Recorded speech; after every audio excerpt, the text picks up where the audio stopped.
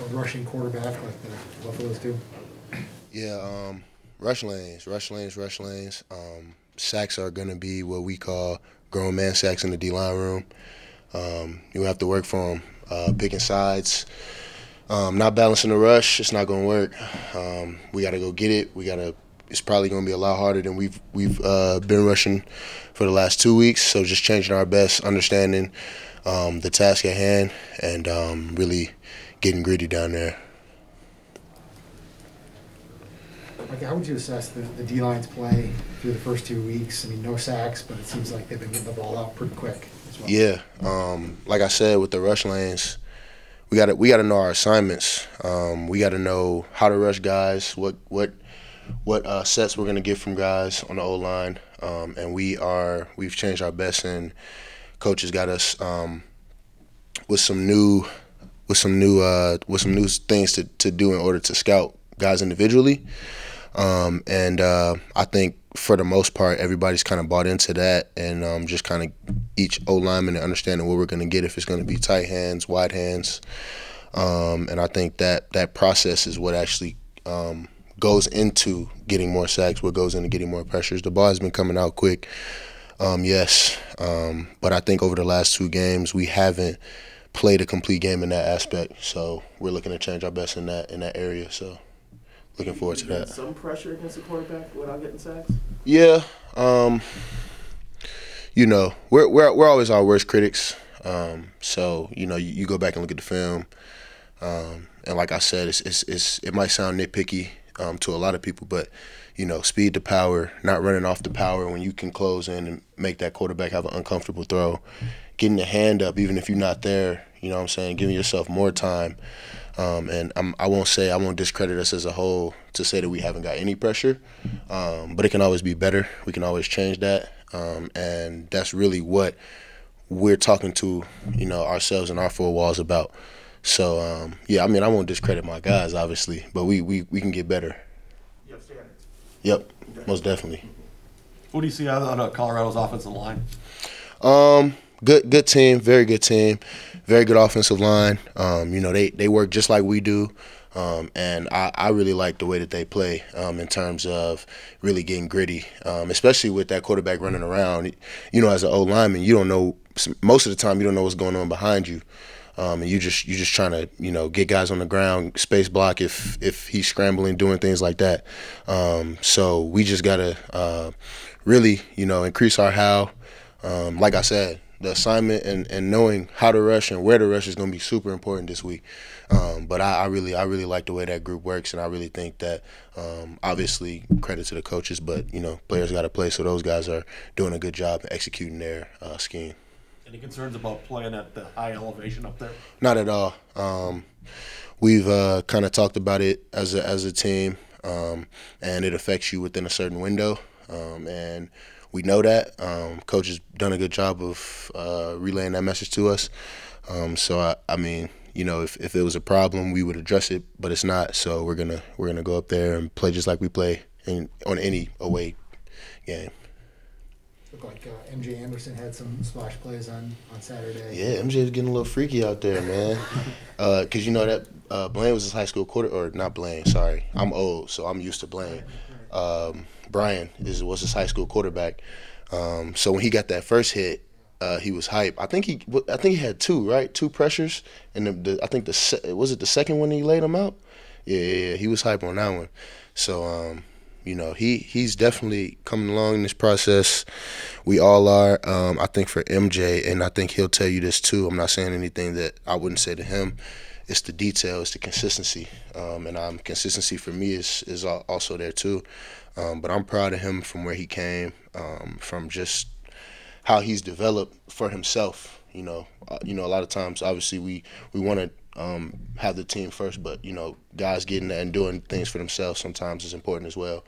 So I'm proud of him doing that. The challenge of going on the road and playing a Power 5 team. You feel it's coming at a good time? Yeah, I think it was 2019. Purdue was our 4th game, and we really took that one serious coming out conference play. And this game is the most important because it's the next game. But to your question,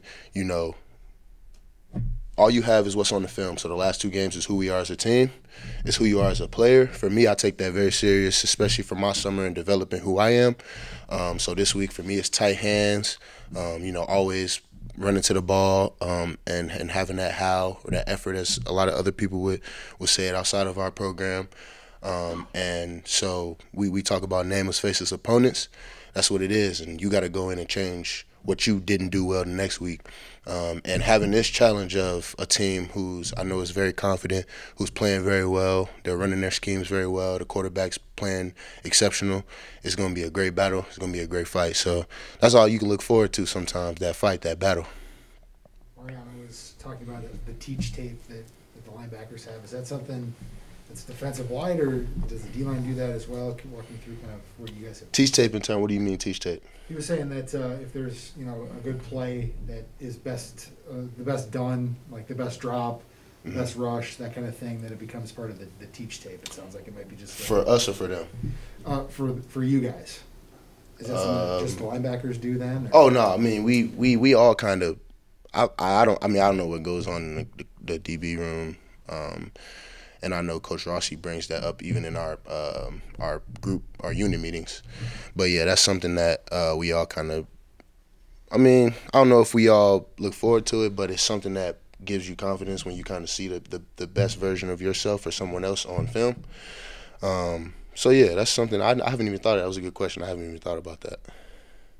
You being a transfer, have you passed along, say, pointers to the new transfers on the team?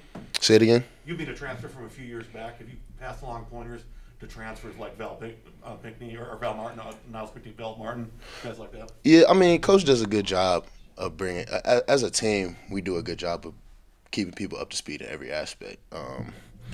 So in terms of our schemes, in terms of what we do as a team, Coach does a phenomenal job with that, and as players, we also lead in that area. But I'm giving Coach a lot of credit because he does do a very good job in kind of getting guys up to speed.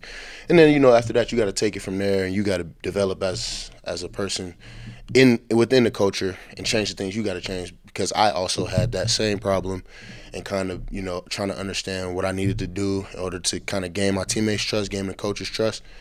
So it's not so much of I know what you mean by pointers, but kind of letting people develop within the culture and within the scheme is kind of the best way to kind of go about that.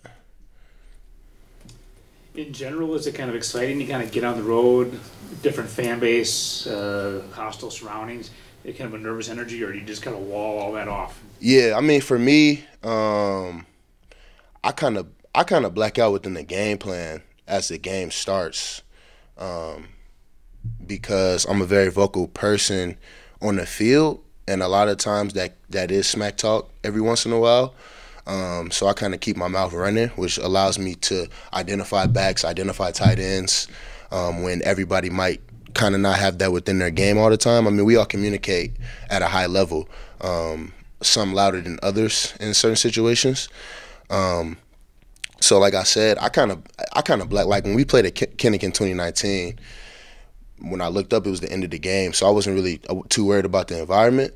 But it was amazing in 2019 going to Kinnick. So and Coach said it would be a lot similar going to Boulder. So I think that, especially for the game, because we didn't have that last year, it's amazing to have the fans back, to have that environment, and that's just another obstacle for us to overcome, which is something that we love doing here, and being able to show how we take our culture other places and we don't allow things like that to affect us. But like I said, I think I tweeted it out at the beginning of the year. It's amazing to have the fans back, and it's great for the fans because that's a part of everyday life in the fall for fans and for students. So. A couple more for Micah, if anyone has them. Micah, when you guys rotate as many guys as you do, does that affect consistency at all? Because there's so many guys that are playing throughout the game. I think practice is where you gain that consistency, because we get an abundance of looks, and then also watching the film is where you gain it. I would say that you got to be able to identify what's going on very quickly with the amount of reps that we get.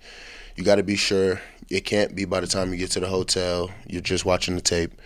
we got a meeting later at 6:30 to kind of go over things for tomorrow. So we'll be able to see those looks, identify those looks, see what we didn't do as well in practice, what we need to clean up. But I would say that for me, I haven't really had a moment where I'm like, okay, you got to get yourself going. You got to get yourself going, because I feel like by that time I've seen so many looks and it's just going to play at that point. So, no, I can't say that for myself there's been any inconsistency within drives and how much we rotate. I think it's been 10 times better rotating so many guys and not playing so many plays. If you look at the past years and how much plays we were playing, me, Winston, Sam. So it's been a blessing to have everybody to be able to do that. One more if anyone's got it. Otherwise, we'll wrap up there. Thanks, Micah. All right, guys. Good seeing you guys.